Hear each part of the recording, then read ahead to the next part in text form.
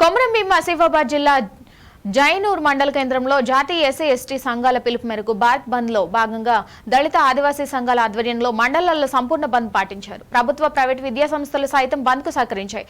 జైనూర్ కొమరంభీం చౌక వద్ద SC ST దళిత నాయకులు ధర్నా చేపట్టారు. ఈ సందర్భంగా దళిత సంఘ నాయకులు కామ్లే అశోక్ మాట్లాడుతూ ఎస్సీ ఎస్టీ వర్గీకరణలో ఏ సంఘానికి న్యాయం జరగదన్నారు. ఎస్సీ ఎస్టీ సమాజంలో వర్గీకరణ విషయమై సుప్రీంకోర్టు ఇచ్చిన నిర్ణయానికి తప్పుపడుతున్నామన్నారు. ఎస్సీలలో జరిగి వర్గీకరణ రేపటి నుంచి బీసీల్లో మైనార్టీల్లో బీసీల్లో కూడా జరిగే అవకాశాలు ఉన్నాయన్నారు. ఈ కార్యక్రమంలో దళిత ఆదివాసీ సంఘ నాయకులు తదితరులు పాల్గొన్నారు. సంఘాలకు సంబంధించిన జడ్జిలు ఉండే అందరూ కూడా 7 జడ్జిల ధర్మాసనం ఏదైతే ఉందో వెనుక తీసుకోవాలని ఈ సభాముఖంగా తెలియజేస్తున్నాము. ఈ విధంగా భారతదేశంలో ఈరోజు ఎస్సీ సమాజానికి జరిగిన అన్యాయం రేపు బీసీ సమాజానికి కూడా జరగబోతుంది.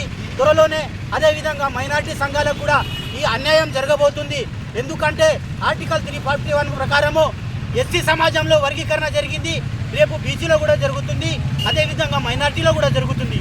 ఆ రోజు ఒకరినొకరు కత్తులతో పొడుచుకుని సచ్చే ప్రమాదం ఉంది. భారతదేశం ప్రమాదంలో ఉంది. కాబట్టి భారతదేశ పౌరులుగా అందరూ కూడా కలిసిమెట్టి ఈ ఉద్యమాన్ని ముందుకు సాగించాలని మనస్ఫూర్తిగా కోరుతూ ఈ యొక్క నిర్ణయాన్ని వెనుక తీసుకోవాలని, ఎస్సీ ఎస్టీ వర్గీకరణ చేయకూడదని దళిత ఆదివాసీ సంఘాల తరఫు నుంచి డిమాండ్ చేస్తున్నాం. జై కొమరంభీం, డాక్టర్ బాబాసాహెబ్ అంబేద్కర్.